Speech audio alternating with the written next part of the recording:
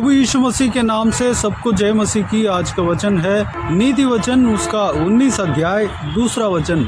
मनुष्य का ज्ञान रहित रहना अच्छा नहीं, और जो उतावली से दौड़ता है वह चूक जाता है। मेरे प्रियो, इस वचन को हो सकता है हम पहले भी कभी देखे हों, लेकिन आज भी इस वचन के बारे में मनन करने जा रहे हैं। परमेश्वर का वचन इस तरह कहता है, जो मनुष्य ज्ञान रहित रहता है उसके लिए वह अच्छा नहीं है। एक बच्चा इस धरती में जन्म लेता है, जन्म लेने के बाद वह ग्रोथ होता है, उनका शरीर में और उनके दिमाग में, उनका ज्ञान में ग्रोथ होता है। वह बढ़ते जाता है, स्कूल में यानी कि प्री स्कूल में एडमिशन लेता है, उसके बाद LKG UKG पढ़ने के बाद वह फर्स्ट स्टैंडर्ड में स्कूल में एडमिशन लेता है। उसके बाद उसका प्रमोट होते जाता है, दूसरा, तीसरा, चौथा, पांचवा, उसके बाद हायर सेकेंडरी स्कूल में जाता है, वो एग्ज़ाम में पास करता है, उसके बाद कॉलेज जाता है, उसके बाद एक नौकरी में जाता है। उसका ज्ञान जो है बढ़ता जाता है, उसका इम्प्रूवमेंट होते जाता है, यानी कि उसका ग्रोथ होते जाता है। ये जो है परमेश्वर का देन है, परमेश्वर का जो नॉर्मल सृष्टि है। तभी जो है एक इंसान को नॉर्मल इंसान कह सकते हैं। एक इंसान जो है जब से जन्म लिया उसी दिमाग से रहने से अगर कई साल बीत गया लेकिन उसका दिमाग बढ़ा नहीं, तो ये संसार भी एक्सेप्ट नहीं करता है, बोलते हैं कि उसके अंदर कुछ कमी है। मेरे प्रियो, परमेश्वर का वचन ये कहता है कि कोई भी मनुष्य ज्ञान रहित नहीं होना चाहिए। अगर हम जो किसी भी ज्ञान का बात करेंगे तो हमें प्राप्त करना चाहिए। इस संसार के ज्ञान के लिए हमें हमारे माता पिता जो कि परमेश्वर ने हमें दिया है, उन्होंने हमें स्कूल में एडमिशन दिया, जो उनसे जितना हो सकता था हमें पढ़ाया लिखाया, उसके द्वारा हमें ज्ञान प्राप्त हुआ। ये सब में परमेश्वर का हाथ है। परमेश्वर ने हमें ज्ञान दिया, बुद्धि दिया। परमेश्वर ने हमें ज्ञान प्राप्त करने के लिए कहते हैं। हम जो परमेश्वर ज्ञान देते हैं उस ज्ञान को नहीं प्राप्त करेंगे तो हम कहीं ना कहीं चूक जाते हैं, कमी हमारे अंदर पाया जाता है, यानी कि हमारे अंदर पाया जाता है, यानी कि हम उस काम को करते नहीं हैं। हमारे पास जो ज्ञान आता है उसको हमें रिसीव करना है, रिसीव नहीं करेंगे, उसके बारे में हम मेहनत नहीं करेंगे, उसके उपलक्ष्य में हम मेहनत नहीं करेंगे, तो हमें हमारा काम में कुछ कमी है, यही हम कह सकते हैं। जो परमेश्वर का ज्ञान जो है सबसे बड़ा ज्ञान है, वही सही ज्ञान होता है। परमेश्वर का ज्ञान जो है हमारे हाथों में परमेश्वर ने लिखवा कर दिया है, एक किताब बना कर दिया है। पुराना नियम में जब परमेश्वर के भवन में लोग जाते हैं तो वहाँ पर परमेश्वर के ज्ञान को सुनाया जाता है। फरीसियों के द्वारा, जो वेद का निपुण के द्वारा, वेद का पंडितों के द्वारा परमेश्वर का वचनों को सुनाया जाता है, परमेश्वर का आज्ञाओं को सुनाया जाता है। वहाँ पर जाकर वो लोग, जो इजरायली जन जाकर सुनते हैं और परमेश्वर का ज्ञान को प्राप्त करते हैं। अभी भी वह काम हमें करना चाहिए, क्योंकि परमेश्वर उनके अपने दासों के द्वारा हमसे बातें करता है। दूसरी बात, परमेश्वर हमारे लिए ज्ञान दे दिया है, जो है परमेश्वर के बारे में हमें जानना चाहिए, परमेश्वर के बारे में हमें मनन करना चाहिए। इस बात को हमें करने के लिए परमेश्वर पहले से ही उनके जो बातों को, उनके वचनों को लिखकर हमारे हाथों में दिया है। उनके दासों के द्वारा ये सारे कामों को कराकर हमारे हाथों में दिया है। इस काम को करने में परमेश्वर के दासों को बहुत मेहनत लगा, कई सारे कठिनाइयों को सामना करना पड़ा, सारे ऑब्स्टिकल्स को पार करके परमेश्वर के द्वारा हमारे हाथों में इस पवित्र बाइबल हमारे हाथों में पहुंचा है। मेरे प्रियो, पुराने ज़माने की तरह नहीं, आजकल परमेश्वर के बहुमूल्य ज्ञान जो कि पवित्र बाइबल में है, वचन जो है हर कहीं, हर भाषा में बिकते हुए हम देख सकते हैं। कहीं भी जो जहाँ पे बाइबल बिकता है वह हर सिटी में मौजूद रहता है, हम उस पवित्र बाइबल को हम खरीद सकते हैं। अब कम दाम में भी खरीद सकते हैं। उस ज्ञान को हमें प्राप्त करना है, वो हमारा काम है। हर रोज़ हमें पढ़ना है, हर रोज़ सुबह शाम हमें पढ़ना है, जितना हो सकता है हमें पढ़ना है। उसमें क्या लिखा है, परमेश्वर ने क्या कहा है, उस बात को हमें जानना है। परमेश्वर के हृदय को हमें जानना है, परमेश्वर के कार्य को हमें जानना है, परमेश्वर के सामर्थ्य क्या है उस बात को हमें जानना है। वो हमारा काम है। मेरे प्रियो, इस संसार के कामों में तो हम लगते हैं, उस काम को हमें करना चाहिए, उस ज्ञान को भी हमें पाना है। लेकिन सबसे बड़ा ज्ञान, सबसे उत्तम ज्ञान परमेश्वर का ज्ञान है, जो आत्मिक ज्ञान जो कहलाते हैं। आत्मिक ज्ञान है जो कि पवित्र बाइबल में है। पवित्र बाइबल में जो लिखा है उस ज्ञान को प्राप्त करने के लिए जब हम आगे बढ़ेंगे तो परमेश्वर हमारे लिए मदद करेंगे। परमेश्वर का मर्जी ही वही है कि हर एक जन आत्मिक ज्ञान को प्राप्त करें, हर एक जन परमेश्वर को जाने, हर एक जन परमेश्वर का हृदय को जाने, उनका प्रेम को जाने।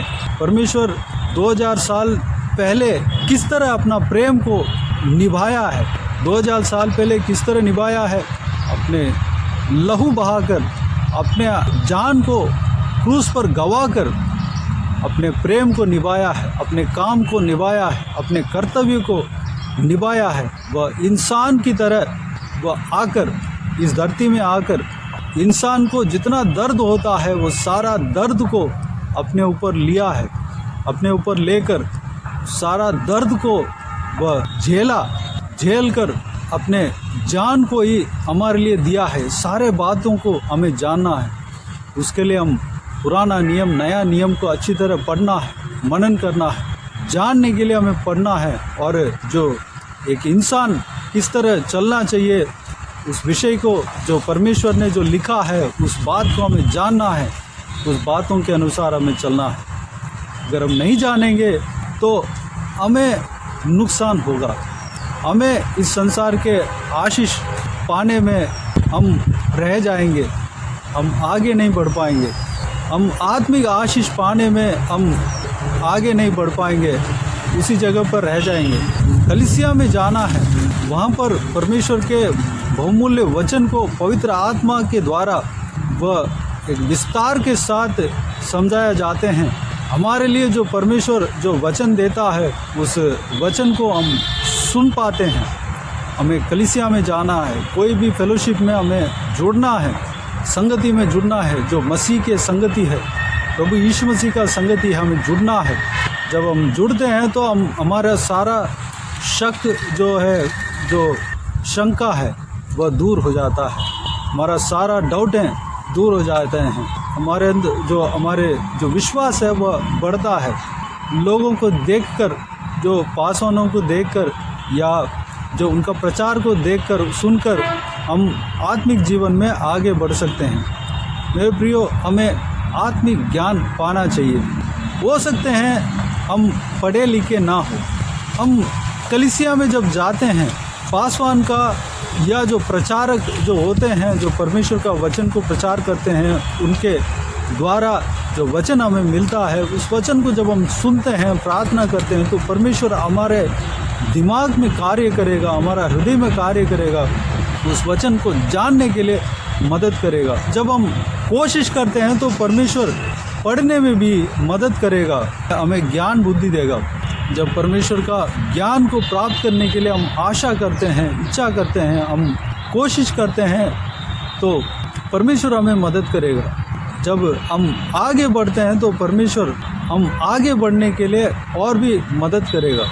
तब हम बड़ी आसानी से आगे बढ़ सकते हैं। हम अपने बल बुद्धि से आगे बढ़ना यानी कि कठिन बात तो है, लेकिन हमारे अंदर जो चाहत है उसको परमेश्वर देखकर हमें मदद करेगा, हमें लेकर जाएगा, ज्ञान को प्राप्त करने में मदद करेगा। मेरे प्रियो, परमेश्वर का ज्ञान को हमें प्राप्त करना है। दूसरी बात जो है, उतावली से दौड़ना नहीं, जल्दीबाजी में, हड़बड़ में हम बहुत जल्दी हम किसी भी काम को करना नहीं, किसी भी कार्य को हम प्राप्त करने के लिए हम जल्दीबाजी नहीं करना है, चूक जाते हैं। परमेश्वर का वचन यही कहता है हमारे अंदर धीरज होना चाहिए। किसी भी बात को समझने के लिए धीरज हमारे अंदर होना चाहिए। परमेश्वर सही समय पर सही चीज़ को हमें देगा, सही काम को हमसे कराएगा, सही ज्ञान हमारे अंदर देगा। परमेश्वर का समय के लिए हमें इंतज़ार करना है। जल्दी जल्दी में हम किसी भी काम को हम जैसे डिसीजन लिया उसी से मैं कर दिया, अच्छी बात है, लेकिन हम चूक जाएंगे।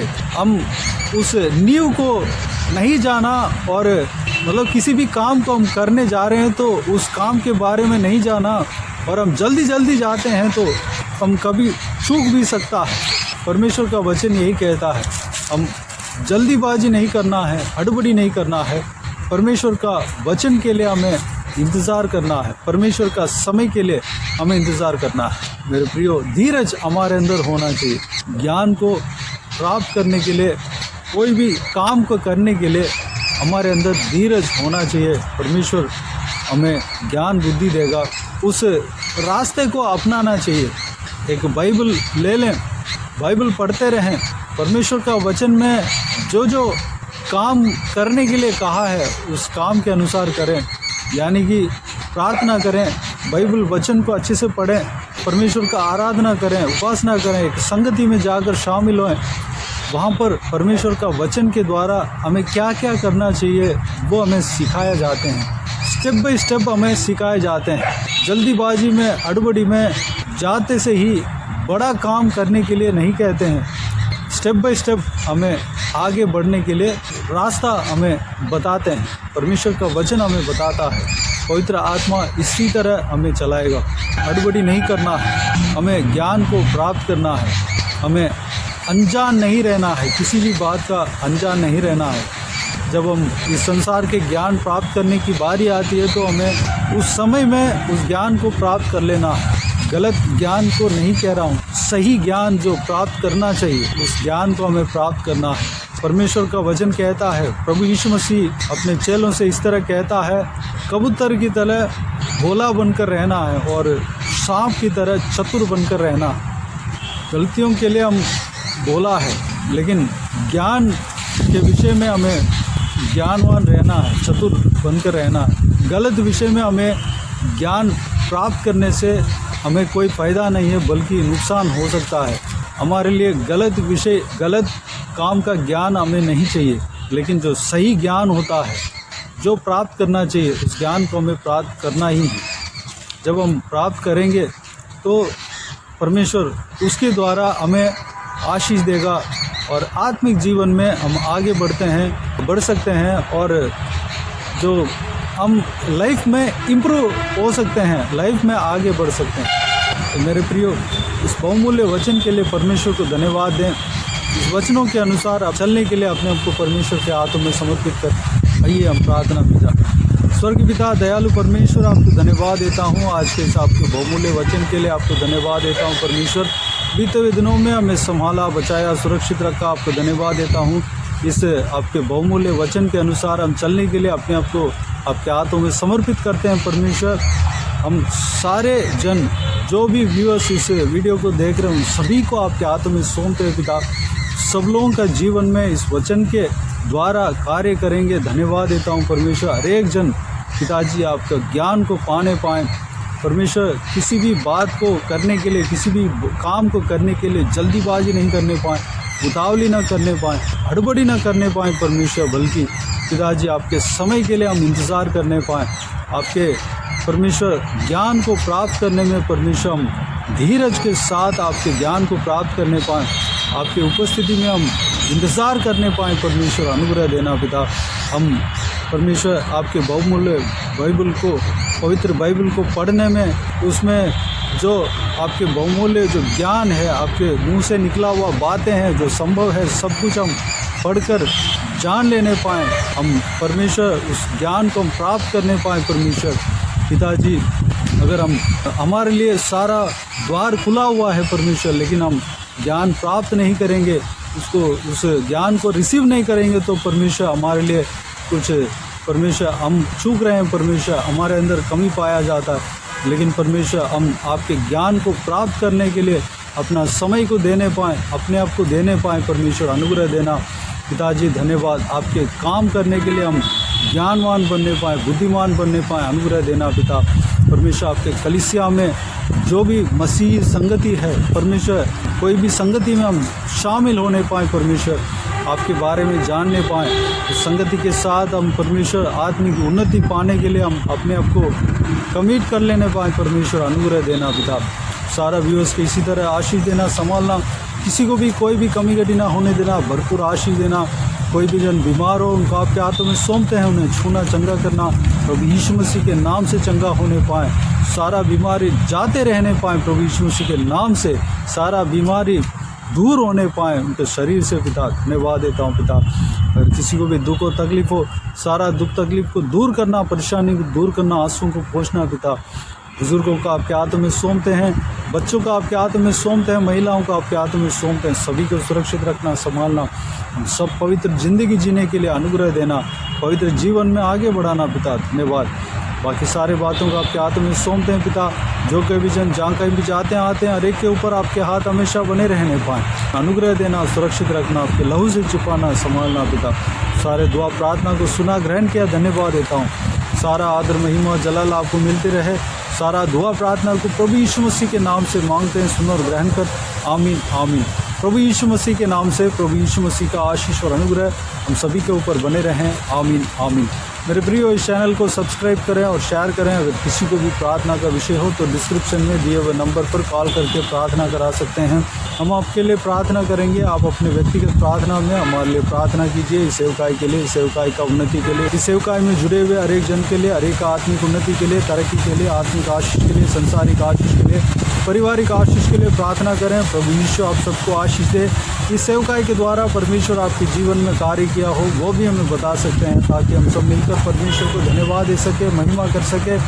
प्रभु यीशु आप सबको आशीष दे। आमीन आमीन।